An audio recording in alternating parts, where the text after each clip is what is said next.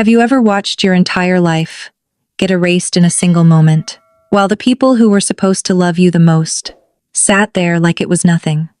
Imagine walking into a lawyer's office, expecting a conversation, walking out realizing you were never part of the family to begin with. That's exactly what happened to me. My name is Genevieve Thornton. I'm 34 years old, and 6 months ago I sat across from my parents and my older sister as they calmly handed over everything we had ever called ours to her. The house, the business, the trust fund, every single piece of it. And me, I got silence. No explanation that made sense. No apology. Not even hesitation. Just a cold final decision that felt like it had been made years ago, long before I ever stepped into that room. My mother looked at me with that same distant expression I had known my entire life and said, "You've always been difficult, Jen." That word hit harder than losing the money. Difficult. Not ungrateful. Not irresponsible. Just inconvenient.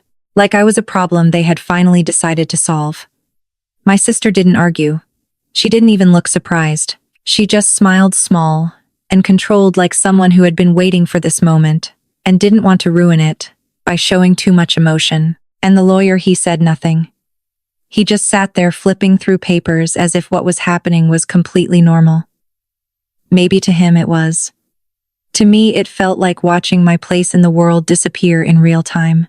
I remember standing up slowly, my hands steady, even though everything inside me was shaking, and looking at my sister one last time. I didn't yell. I didn't beg. I didn't try to change their minds. Because deep down, I knew this wasn't a decision I could fight. This was a belief they had carried for years, that she mattered more, that she belonged, and that I didn't. So I picked up my bag, turned around, and walked out of that office without saying another word. And in that moment, I thought I had just lost everything. But what I didn't realize yet was that this was only the beginning of something much bigger. Because 6 months later, when my phone lit up with missed calls and panic, everything they had chosen would come crashing down in a way none of us could have predicted. If you've ever felt like the outsider in your own family, like no matter what you do, it's never enough. I want to hear your story. Drop a comment below. And if this hits close to home, don't forget to like and subscribe, because what happened next will change everything you think you know about loyalty, family, and truth. What would you do if your phone suddenly lit up with dozens of missed calls from the very people who once treated you like you didn't exist? Would you ignore it or answer and risk stepping back into the chaos you finally escaped? Because that's exactly where I found myself 6 months after walking out of that lawyer's office. I had spent months rebuilding my life in silence, convincing myself that distance was the only way to heal. No contact, no expectations, no more trying to earn a place that was never really mine. And then in the middle of a normal day, everything shattered. My phone wouldn't stop vibrating. Call after call, message after message, all from the same 3 names I hadn't heard from in months. My mother, my father, Eleanor. It didn't make sense. They had made it very clear I wasn't part of their world anymore. So why now? Why this urgency? When I finally looked at the screen, I froze. 47 missed calls. Not over a week. Not over a day. All within a single hour. My chest tightened as I scrolled through the messages. "Jen, please answer. This is serious. Call us now." And then the one that made my stomach drop. "The FBI is here." For a second, I thought it had to be some kind of mistake. The FBI didn't just show up at people's houses for no reason. Not families like mine, not the ones who always cared so much about appearances, about reputation, about looking perfect from the outside.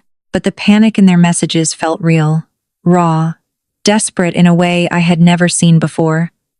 I stepped into an empty room, closed the door, and called my mother back. She answered instantly, her voice shaking, breath uneven, like she had been crying for hours. She didn't greet me. She didn't ask how I was. The first thing she said was, "They're here. They're at Eleanor's house. They have a warrant." My mind struggled to catch up. A warrant for what? But she didn't wait for me to ask. The words poured out of her like she couldn't hold them in anymore. Embezzlement, money laundering, investigations. questions about where the money had gone. And suddenly everything I had tried to ignore, every small detail I had pushed aside months ago, started connecting in ways that made my heart race. The trust fund, the sudden control Eleanor had over everything, the way she avoided answering questions, the way my concerns had been dismissed as overthinking. It wasn't overthinking, it was something else. Something much bigger. And now it was all catching up with them. My mother's voice broke as she begged me to help to explain to somehow fix something that was already out of control. But as I stood there listening, I realized something that changed everything. This wasn't my crisis. This wasn't my responsibility. For the first time in my life, the chaos wasn't following me. It was catching up to them. And the question wasn't what had happened. The question was, how far would it go? What if I told you the worst betrayal didn't start in that lawyer's office? It started years earlier, quietly, in the small moments no one else noticed. Because the truth is, by the time my parents gave everything to my sister, they weren't choosing between us anymore. They had already made that choice a long time ago. Growing up, I learned something very early, without anyone ever saying it out loud. In our house, love wasn't equal. It was earned, measured, and distributed. And somehow, no matter how hard I tried, I was always just short of enough. My sister Eleanor was 4 years older, and from the moment I could remember, she was everything my parents admired. Confident, decisive, the kind of person who walked into a room and immediately belonged there. People gravitated toward her. My parents built their world around her. And me, I was the one standing just outside that circle, close enough to see it, but never close enough to be part of it. When Eleanor graduated high school, my parents threw a party with 100 guests, music, decorations, laughter filling every corner of the house. It felt like a celebration of everything she was. When I graduated 4 years later with honors, we went to dinner. Just the four of us. No speeches, no celebration, no moment that said this mattered. I told myself it didn't hurt. I told myself I understood. But the truth is, moments like that don't disappear. They stack up. Quietly. Permanently. When Eleanor decided to stay home and help with the family business, my parents rewarded her immediately. A brand new car, a beautiful apartment downtown, support, encouragement, pride. When I got accepted into college for accounting, something I had worked toward for years, my mother barely looked up before saying they couldn't help with tuition. No excitement, no pride, just a quiet reminder that my path was mine alone. So I took out loans. I worked 2 jobs. I studied late into the night, while everyone else slept. I built something for myself, from nothing, piece by piece, believing that one day it would be enough for them to finally see me. But every time I called home, every holiday, I showed up for every small effort I made to stay connected. The conversation always circled back to Eleanor. How hard she was working, how much she was sacrificing, how important she was to the family. And me, I became an afterthought. A quick question, asked out of obligation, not interest. How are you, Jen? And before I could even answer, the focus shifted back to her. It wasn't one big moment that broke me. It was 1,000 small ones. 1,000 reminders that I didn't fit into the version of family they had created. And over time, I stopped asking for more.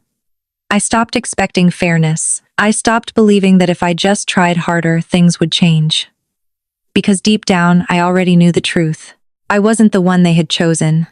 And when that final decision came years later in that lawyer's office, it didn't shock me as much as it should have. It just confirmed what I had always felt but never wanted to admit, that in my own family, I had always been second. What if the moment they refused to support you became the exact moment you learned how strong you really were, not because you wanted to be, but because you had no other choice? Because sometimes the people who are supposed to lift you up are the same ones who quietly push you into proving you can survive without them. That was the moment my life split into 2 paths, one where I kept waiting for my family to believe in me, and one where I finally decided to believe in myself. And the truth is, that second path was never meant to be easy. When I told my parents I had been accepted into college for accounting, I thought maybe, just maybe, this would be the moment things changed. I had worked for years to get there, studying late, sacrificing everything most people my age took for granted. I wasn't asking for everything. I just wanted support. a sign that they saw me, but my mother barely looked at me before saying they couldn't help with tuition. No discussion, no hesitation. Just a quiet final answer that left no room for hope. I nodded like I understood because that's what I had learned to do. Accept, adjust, move on. But inside something shifted. Not anger, not even sadness. Something colder. Something that said, if they won't stand behind you, then you stand alone. So I did. I took out student loans. I picked up 2 jobs while studying full-time. I learned how to function on barely any sleep. How to push through exhaustion. How to keep going, even when no one was watching. There were nights I sat at my desk, staring at numbers that blurred together, wondering if it would ever feel worth it. There were moments I questioned everything, not because I wasn't capable, but because I was doing it completely on my own. No safety net, no backup plan, just me. But slowly something began to change. I stopped measuring my progress by whether my parents noticed. I stopped waiting for approval that was never coming. And instead, I started building something that belonged entirely to me. When I graduated, I did it with a high grade point average, something I had fought for every single day. My parents didn't come. They said they couldn't leave the business, that Eleanor needed them. And maybe that should have broken me. Maybe it would have years earlier. But by then, I had already learned something they never expected me to understand. Their absence didn't define my achievement. Their silence didn't erase my effort. I walked across that stage knowing every step I had taken to get there had been mine. I moved to a new city, started working at an accounting firm, and began paying off my loans one payment at a time. It wasn't glamorous. It wasn't easy. But it was real. Every dollar I earned, every step forward, every small victory, it all belonged to me. And for the first time in my life, that was enough. Because independence isn't just about money. It's about knowing that no matter what happens, you won't fall apart. That you've already faced the hardest part, doing it alone. And while my family continued to build their world without me, I was building something they could never take away. A life that didn't depend on their approval. A future that didn't need their permission.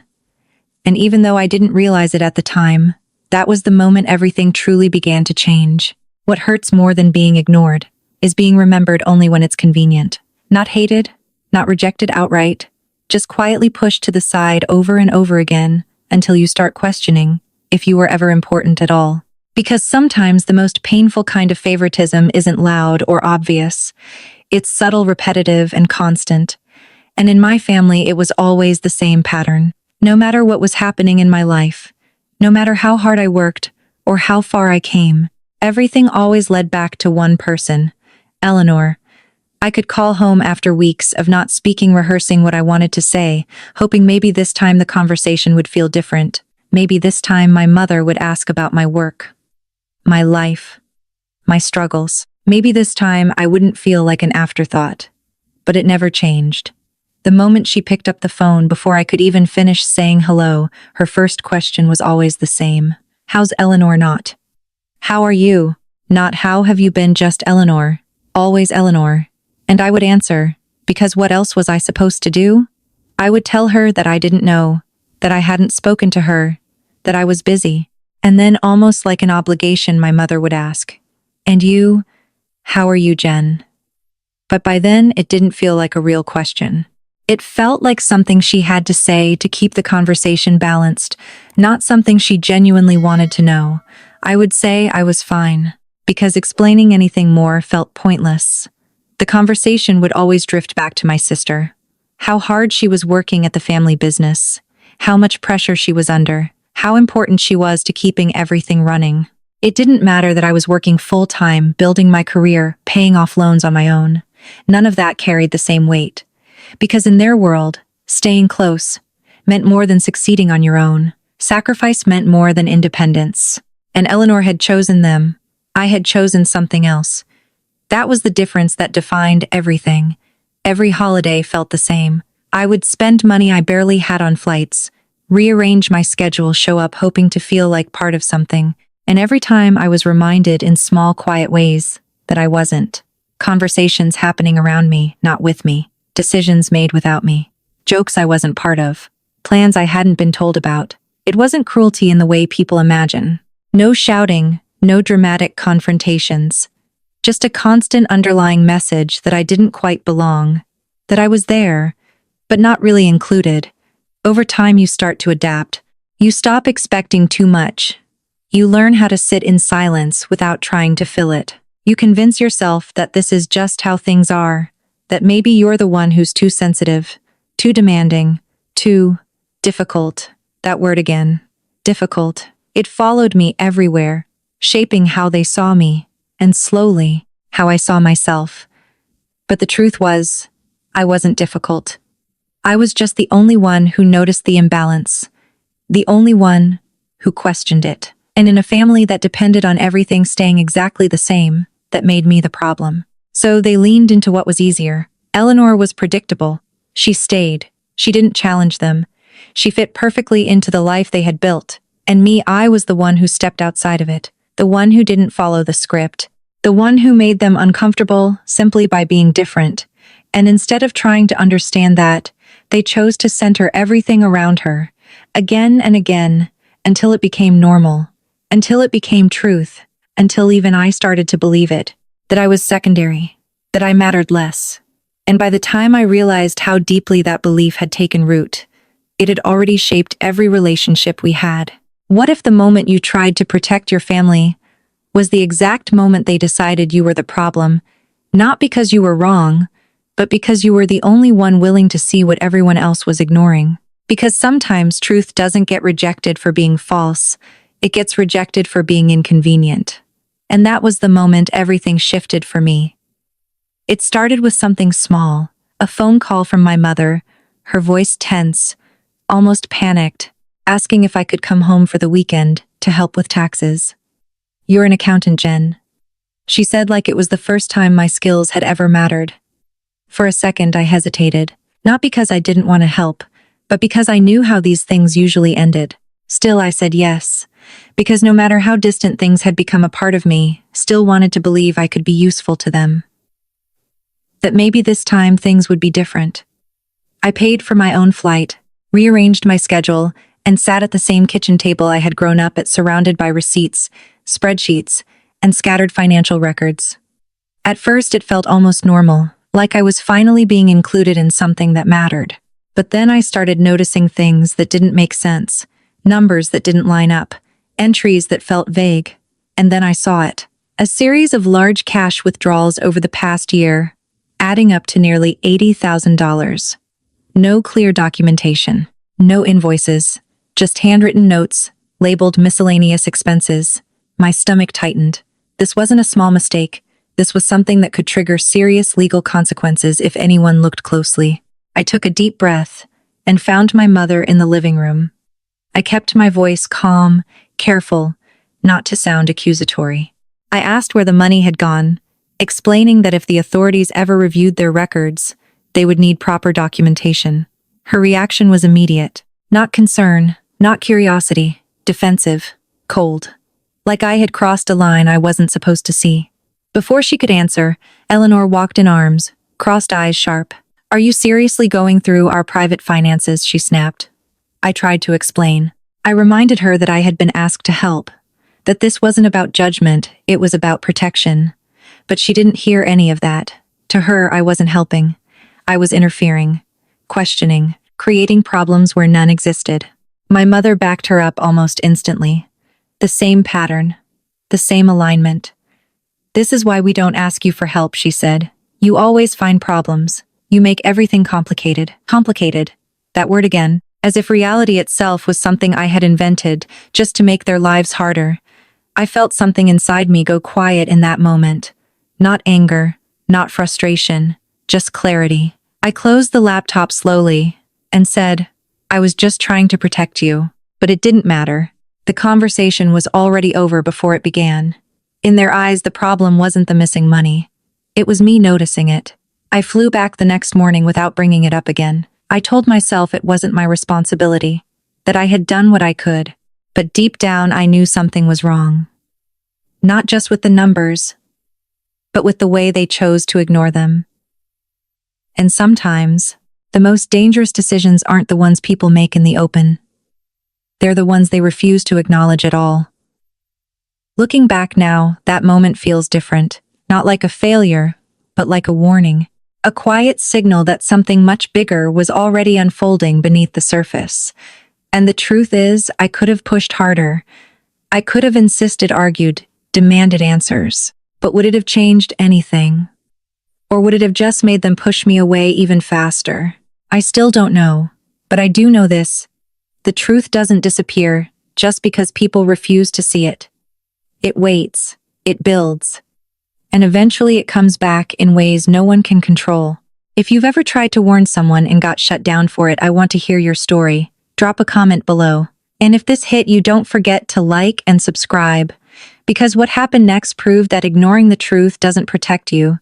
It destroys you. What if you walked into a room and realized the decision about your life had already been made before you even arrived? No debate, no discussion, no chance to speak. Just a quiet setup where your role was already decided and all that was left was for you to sit down and accept it. That was the moment I knew something was wrong, even before a single word was said. The email had been formal, almost cold. A request from a lawyer asking me to attend a family meeting regarding estate matters. Estate matters. The phrase itself didn't make sense. My parents weren't sick. They weren't struggling. There was no emergency that justified something so serious. And yet the tone of the message made it clear that my presence wasn't optional. It was required. I tried to get answers before I flew in. I texted Eleanor. No reply. I called my mother. She brushed it off, telling me to just show up and not be late. That was it. No explanation, no context. Just instructions. By the time I boarded the plane, my mind was racing through possibilities. Maybe they were planning for the future. Maybe they were finally organizing things properly. Maybe, and this was the part I didn't want to admit I hoped for, maybe they were going to make things right. Maybe they had realized something wasn't fair. Maybe they were ready to fix it. But deep down, there was a quiet voice telling me not to expect too much. That voice had been right before. When I arrived at the lawyer's office, I noticed something immediately. I was early, but they were already inside. Of course they were. They were always ahead of me in decisions that involved me. I walked down the hallway and saw them through the glass, sitting comfortably, coffee in front of them, papers neatly arranged. They were relaxed, familiar, like this was just another normal conversation. No tension, no hesitation, no sign that anything significant was about to happen. I opened the door, and all four of them looked at me at once. My father acknowledged me with a simple statement, not warmth, not relief. Just confirmation that I had arrived. The lawyer greeted me politely and gestured toward a seat, the one farthest away from everyone else. That detail didn't feel accidental. It felt symbolic. In front of my parents and Eleanor were folders prepared, organized, intentional. In front of me, nothing. Just an empty space on the table. And in that moment, I understood something I couldn't quite put into words yet. This meeting wasn't about including me. It was about informing me. The room felt colder than it should have. The lawyer adjusted his glasses, cleared his throat, and began speaking in that measured, detached tone professionals use when delivering decisions, not discussing them. He thanked everyone for coming, then immediately moved into reading from the documents. No pause. No invitation for questions. Just a process already in motion. I sat there listening, watching, feeling the weight of something I couldn't stop unfolding in front of me. There was no dramatic buildup, no emotional warning, just the quiet, steady realization that whatever this meeting was, it wasn't going to end the way I had hoped. And as the lawyer turned the first page and began to outline what had already been decided, I felt something settle deep inside me. Not panic. Not shock. Just a strange, heavy certainty. This wasn't a conversation. This was a conclusion, and I was the only one in the room who hadn't known it until now. What if the moment you feared your whole life finally happened, and instead of breaking down, you just understood, not because it didn't hurt, but because somewhere deep inside you had already been preparing for it for years? Because sometimes the worst outcomes don't shock you. They confirm everything you were too afraid to say out loud. That was the moment the lawyer looked down at the document, paused for just a second, and then said the words that would divide my life into before and after. He had already listed everything else: the house, the business, the trust fund. Every major asset my family had built over decades, all of it assigned to one name: Eleanor Thornton.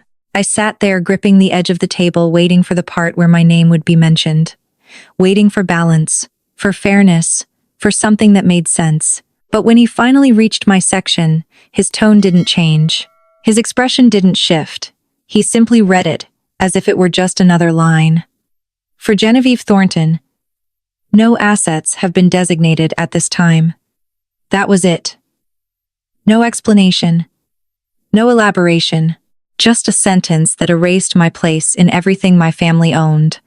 The silence that followed felt heavier than anything he could have said. I remember blinking as if my mind needed a second to catch up with what I had just heard. Not because I didn't understand the words, but because I couldn't believe how easily they had been said. I asked him to repeat it quietly, hoping maybe I had misunderstood. But before he could respond, my mother spoke. Her voice calm, controlled, like she had rehearsed this moment. She said they had discussed it carefully, that this decision made the most sense for the family. The family. That word felt different now. Smaller, excluding, as if I had somehow been removed from its definition without anyone needing to say it directly. My father added that Eleanor had been present, that she had stayed, that she had contributed. And I couldn't stop myself from asking the question that had been building for years. And I haven't. My voice didn't come out angry. It came out tired, because I already knew what they were going to say. My mother sighed like this was an inconvenience, not a life-altering moment. She said I had chosen to leave, that I had chosen my own path, that Eleanor had chosen family. And somehow in their minds that difference justified everything. Every imbalance, every decision, every exclusion. I looked at my sister, searching for something: hesitation, discomfort, maybe even guilt. But she just sat there, her expression carefully neutral, avoiding my eyes. When I asked if she had anything to say, she simply said our parents had made their decision. Not our decision, not a discussion, just something that had already been finalized without me. And in that moment, something inside me shifted, not in a dramatic way, not in anger or tears, but in clarity. I realized there was nothing I could say that would change this. No argument strong enough, no emotion powerful enough. Because this wasn't about logic. It wasn't about fairness. It was about a belief they had held for years, that I didn't belong in the same way she did. So I stood up, slowly, calmly. The lawyer looked surprised, offering to let me review the documents, reminding me of my rights. But I didn't need to read anything. I already understood everything. I told him no, thanked him, and picked up my bag. My mother told me not to be dramatic. My father said I was overreacting. But I wasn't reacting at all. I was accepting something I had felt long before this moment ever happened. As I turned to leave, I looked at Eleanor one last time and congratulated her. Not sarcastically, not bitterly, just honestly, because in their world she had won. And as I walked out of that room, I thought I had just lost everything. But what I didn't realize yet was that losing their version of everything might be the only way I would ever find my own. What if the reason they gave you wasn't just an excuse, but a story they had repeated so many times? They actually believed it. A story where you were the one who left, the one who didn't care, the one who chose yourself over family, even if that wasn't the truth at all. Because sometimes people don't just make unfair decisions, they rewrite reality to justify them. And sitting in that room, listening to my parents explain why I deserved nothing, I realized this wasn't a sudden choice. This was a narrative they had been building for years. My mother's voice was calm, almost rehearsed, as she explained it like it was obvious. I had chosen my own path. I had chosen to leave. Eleanor had chosen to stay, to sacrifice, to be there when the family needed her. And somehow, in their version of the story, that difference explained everything. It explained why Eleanor deserved the house, the business, the trust. It explained why I didn't. It turned a complex, painful history into something simple, clean, easy to accept. But the more she spoke, the more I felt something tighten inside me. Not anger, not yet, just a growing awareness that this wasn't the truth. It was a version of the truth that made their decision feel justified. Because what they didn't say mattered just as much as what they did. They didn't say that I had left to build a future, not to escape them. They didn't say that I had asked for help and been turned away. They didn't say that every step I took had been on my own, not because I wanted it that way, but because I had no other option. They didn't say that staying had come with rewards for Eleanor while leaving had come with consequences for me. Instead, they reduced everything to one simple idea. She stayed, you left, and in their minds that was enough. My father spoke next, his voice quieter but just as firm. He talked about responsibility, about continuity, about needing someone dependable to carry on what they had built. He said Eleanor had proven herself. Proven. As if my life, my work, my years of effort had somehow been a failure of proof. I asked them what exactly I had done to deserve being cut out completely. And the answer wasn't direct. It never is in situations like this. It came in fragments, in repeated phrases, in that same word that had followed me for years. Difficult. I questioned too much. I complicated things. I didn't just accept how things were. And in a family that relied on silence and agreement that made me the outsider. The problem. The one who didn't fit. My mother said I would understand eventually. That this was what was best for everyone. Everyone. Another word that sounded different now. Smaller. Limited. Because I wasn't included in that everyone. Not really. And that was the moment everything became clear in a way it never had before. This wasn't about money. It wasn't about assets or fairness or logic. It was about control. About comfort. About choosing the version of reality that required the least amount of accountability. Because if they admitted the truth, if they acknowledged the imbalance, the favoritism, the years of quiet exclusion, then they would have to face what they had done. And that was something they weren't willing to do. So instead they chose the easier story. The one where they were right. The one where Eleanor deserved everything. The one where I had simply walked away. And for a moment, I almost let myself believe it. That maybe I had made the wrong choices. That maybe this was the consequence of my own decisions. But deep down, I knew better. I knew that building a life for yourself isn't abandonment. I knew that independence isn't betrayal. And I knew that their version of the story wasn't mine. So I stopped arguing. I stopped trying to make them see something they had already decided to ignore. Because sometimes the hardest truth to accept isn't what they did. It's that they will never see it the way you do. If you've ever been blamed for something that was never really your fault, I want to hear your story. Drop a comment below. And if this resonates with you, don't forget to like and subscribe. Because what comes next will show you exactly what happens when a lie is repeated for too long. It eventually collapses under its own weight. What if the truth you needed had been sitting quietly in your inbox for years, waiting for the moment you were finally ready to see it? Not hidden, not destroyed, just ignored, buried under time, grief and trust you never thought to question. Because sometimes the biggest betrayal isn't just what people take from you, it's what they convince you never existed in the first place. That realization didn't hit me all at once. It came slowly, like something rising to the surface after being pushed down for too long. It started with a memory. My grandmother's voice, soft but certain, telling me she had set something aside for me and Eleanor. Equal shares, security, a future. I remembered that conversation clearly even though years had passed. At the time, I had trusted that everything would be handled properly. I trusted my parents. I trusted the process. I trusted that what was meant for me would find its way to me eventually. I never thought to question it, not then. But after the meeting, after hearing my mother say the money had been used for family expenses, something didn't sit right. It wasn't just doubt. It was a quiet, persistent feeling that the story didn't match the memory. So when I got home, I did something I hadn't done in years. I opened my old email archive. I wasn't even sure what I was looking for at first. Just a fragment, a clue, something that could either confirm what I had been told or prove that something was wrong. I searched my grandmother's name. Dozens of messages appeared.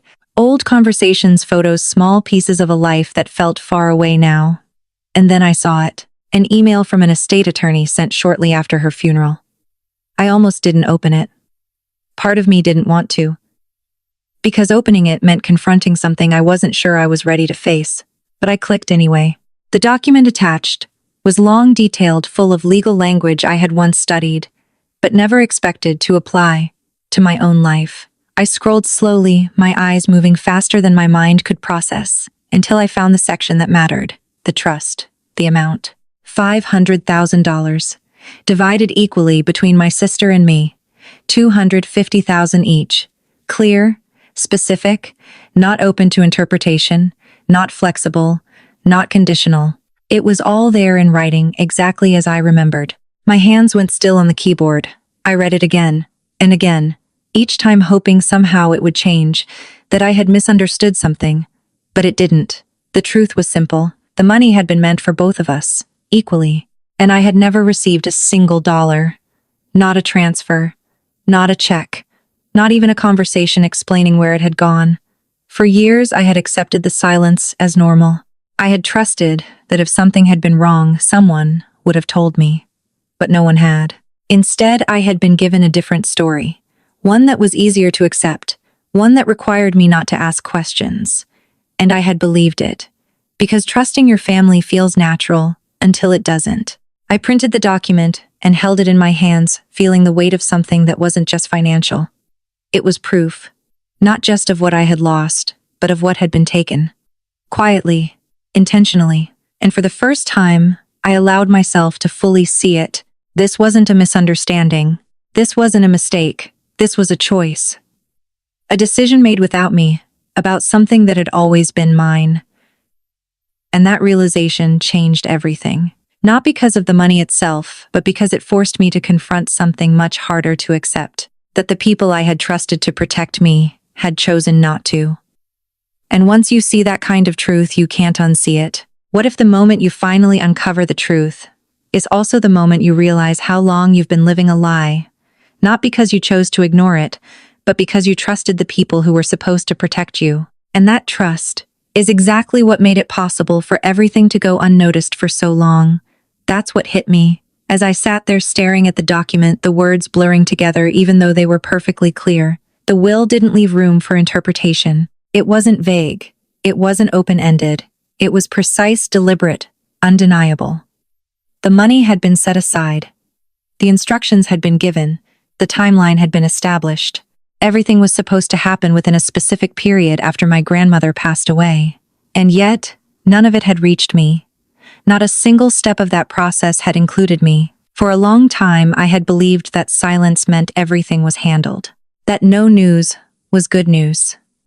That if something had gone wrong, someone would have told me. But now looking at the document in my hands, I realized how dangerous that assumption had been.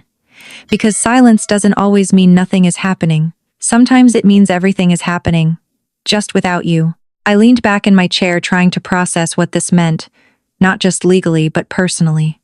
This wasn't just about missing money. This was about a system of trust that had been quietly broken piece by piece without me ever noticing. And the more I thought about it, the more the past started to rearrange itself in my mind. Conversations that once felt harmless now carried a different weight.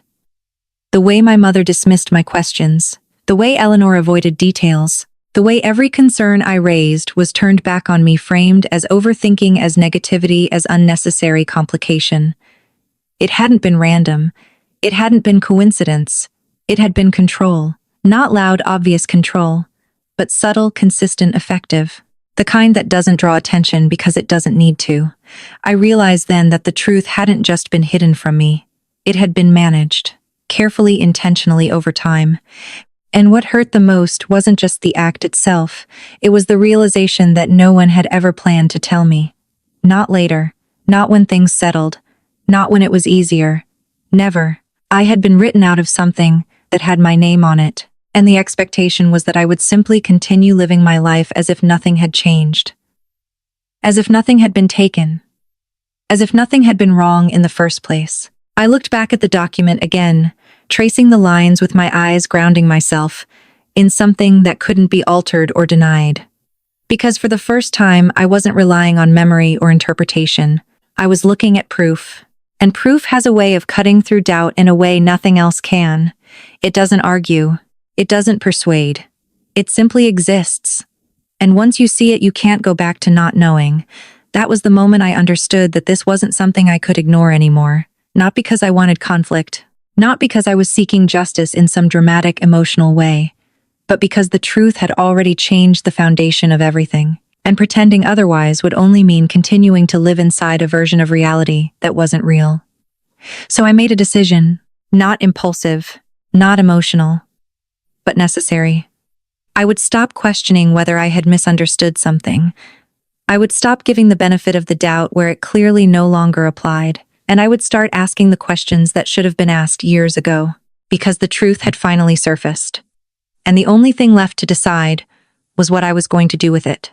What if someone didn't just take your place, but erased you from the story entirely, like you were never meant to be there in the first place? Not a fight, not a confrontation, just a quiet rewrite of reality where you slowly disappear, while everyone else keeps smiling. Because sometimes the most painful part isn't what people say, it's what they choose not to say at all. That's what it felt like the first time I saw the post. It was a normal morning, coffee emails, the kind of routine that keeps your mind occupied. Just enough not to think too deeply. And then my phone lit up with a notification. My sister had tagged me. I remember hesitating before opening it, like some part of me already knew I wouldn't like what I saw. The photo loaded slowly, but the message hit instantly. Eleanor standing in front of my childhood home, holding a glass of champagne, smiling like everything in her world had finally aligned. The caption was simple, officially mine. That was it. No explanation, no context, just ownership. Final, absolute. And the comments poured in. Congratulations, you deserve it. So proud of you. People celebrating her success, her achievement, her future. People we had grown up around, people who had known both of us for years, all reinforcing the same narrative. That this was right, that this was earned, that this was hers. I kept scrolling looking for something, anything that acknowledged me. A comment asking where I was, a mention, a single word that suggested I still existed in that version of the story. But there was nothing. It was like watching a version of my life where I had been edited out completely. Not replaced, not discussed, just removed. And that's when it hit me. This wasn't just about the decision made in that office. This was about control over the narrative, about shaping how the story looked from the outside. Because as long as no one questioned it, as long as everything appeared clean and simple, no one would ever think to ask what had really happened behind the scenes.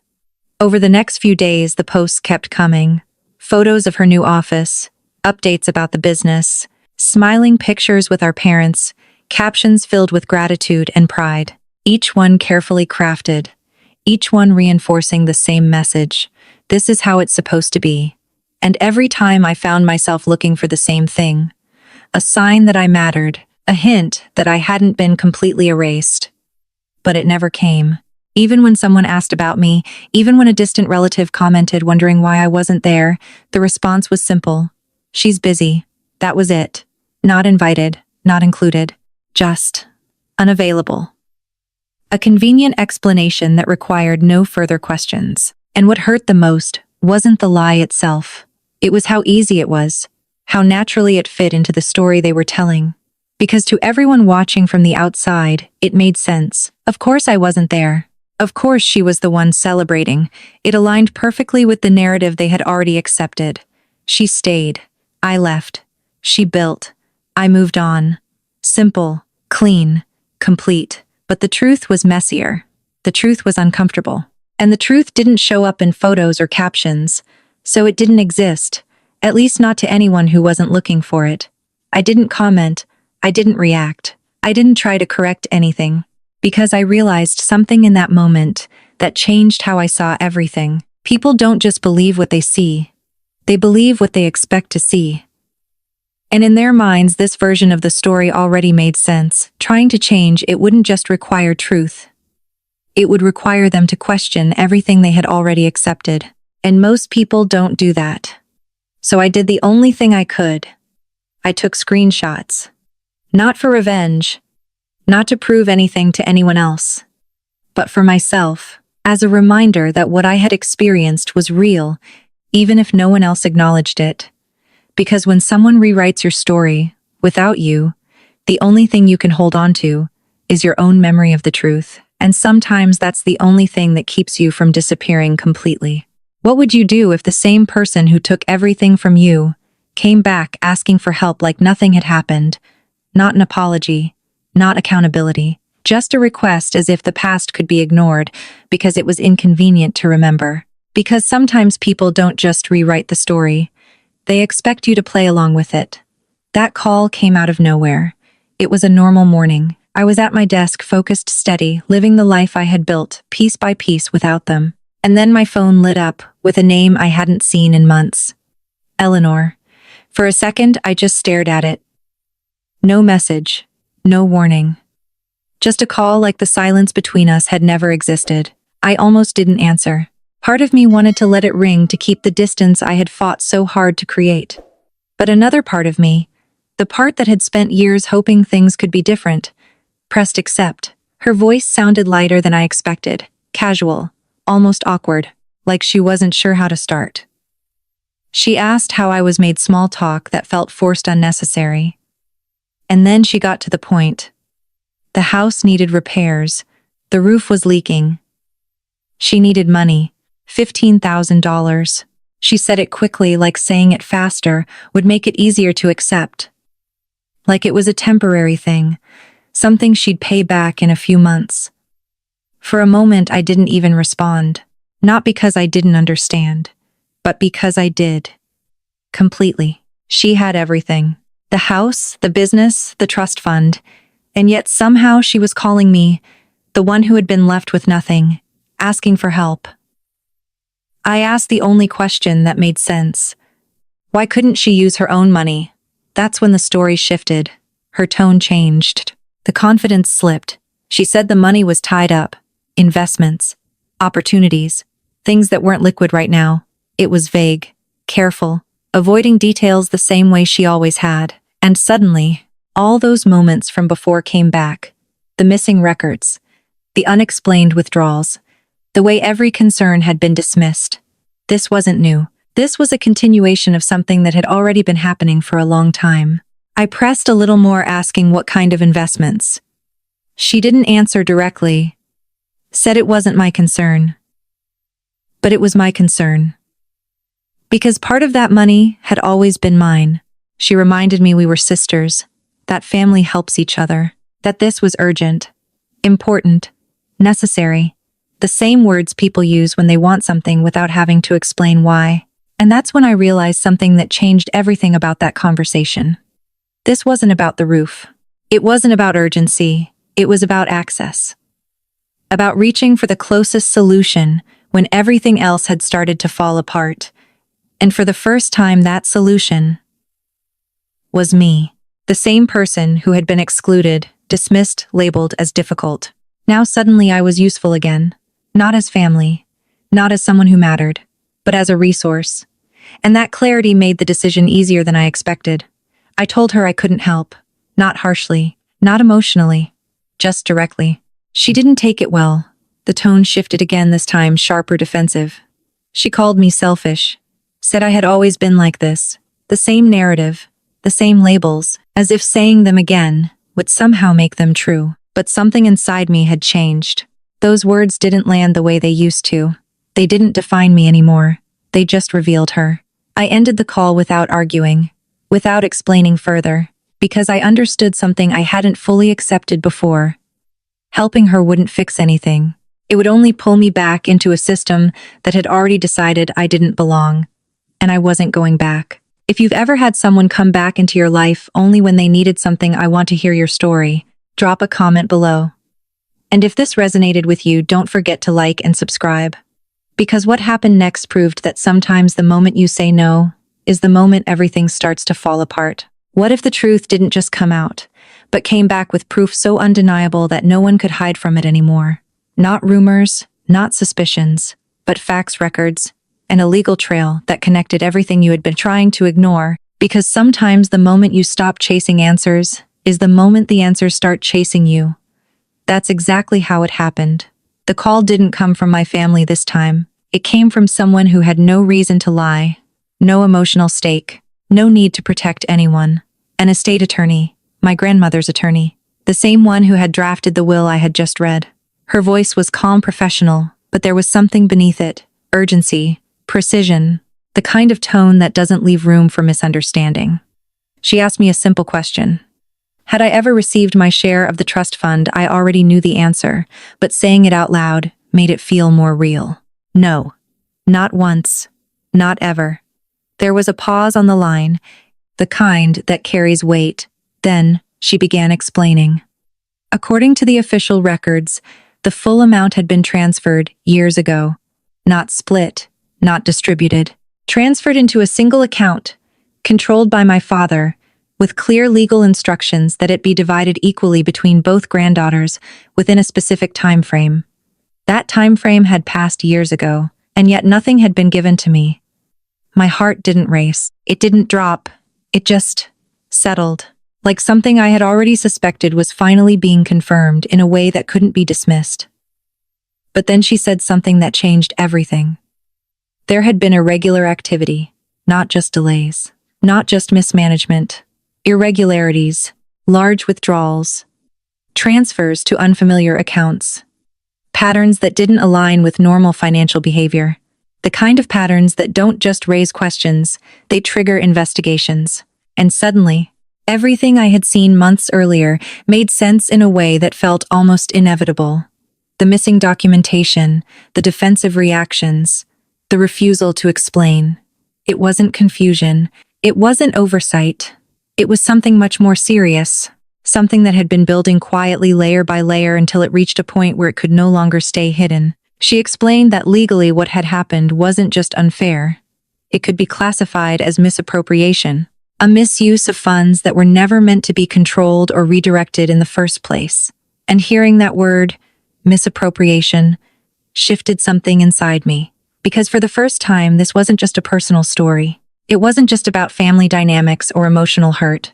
It was about law, accountability, consequences. She asked for my permission to proceed, to formally address the issue, to initiate the process of correcting what had been done.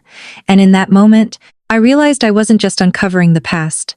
I was stepping into something that would shape the future. Not just mine, but theirs. I agreed, not out of anger, not out of revenge, but because the truth had already crossed a line where silence was no longer neutral. Silence would mean allowing it to continue, allowing it to be buried again, and I wasn't willing to do that anymore. After the call ended, I sat there in complete stillness, letting everything settle. I didn't feel victorious. I didn't feel vindicated. I felt aware that something had shifted beyond repair, that whatever came next wouldn't be quiet, wouldn't be contained. Because once legal processes begin, once records are examined, once patterns are questioned, things don't stay hidden. They unravel. Slowly at first, then all at once. And for the first time, I understood something clearly. The truth doesn't need to be forced into the light. It finds its way there on its own. And when it does, it doesn't just expose what happened. It exposes everyone involved. If you've ever uncovered something that completely changed how you see your own family, I want to hear your story. Drop a comment below. And if this resonates with you, don't forget to like and subscribe. Because what happened next proved that when the truth finally surfaces, it doesn't just reveal damage, it creates consequences no one can escape. 6 months later, everything finally caught up with them. Not slowly, not quietly, but all at once. I was in the middle of a normal workday, sitting in a client meeting focused on numbers and projections, when my phone started vibrating nonstop. I ignored it at first, then it kept going. Again and again until it became impossible to pretend it wasn't urgent. When the meeting ended, I picked up my phone and froze. Dozens of missed calls, messages stacked on top of each other. My mother, my father, Eleanor. All reaching out at the same time, all with the same sense of panic I had never heard from them before. The last message was the one that made everything stop. The FBI is here. I stepped out of the room and called back immediately. My mother answered, her voice breaking, barely able to form sentences. They were at Eleanor's house. They had a warrant. They were taking computers, documents, anything connected to financial records. Words like fraud, money laundering, and investigation filled the space between her breaths. For a moment, I didn't say anything. Not because I didn't understand, but because I finally did. Every warning sign, every dismissed concern, every moment I had been told I was overthinking. It had all been leading to this. Eleanor had moved a large amount of money into what she believed were investments. But those investments were part of something much bigger. Something illegal. Something that had already drawn attention long before anyone in my family realized what was happening. The truth had surfaced. And it wasn't just exposing one mistake, it was unraveling everything. They asked me to help, to explain, to fix it, to somehow step in and make it go away. The same people who had once told me I was difficult, who had excluded me from every decision that mattered, were now asking me to save them from the consequences of their own choices. And for the first time, I didn't feel conflicted. I didn't feel guilty. I didn't feel the need to prove anything. I just felt clear. I told them I couldn't help, not because I didn't care, but because this was no longer something I could or should be part of. This wasn't a misunderstanding. This wasn't something that could be explained away with the right words. This was reality catching up. And reality doesn't negotiate. In the weeks that followed, everything changed. The investigation moved forward. Charges were filed. Deals were made. Eleanor avoided prison, but the cost was everything she had built or believed she had built. The house was sold. The business was gone. The trust fund was gone. The reputation my family had spent decades protecting disappeared almost overnight. And through all of it, I stayed exactly where I was. Not involved, not reacting, just separate. Eventually, the legal process corrected what should have happened years ago. I received the portion that had always been mine, not as a victory, not as revenge, just as closure. A quiet correction to something that had been wrong for far too long. I used the money carefully, paid off my debts, built a stable life, created something that didn't depend on anyone else's approval.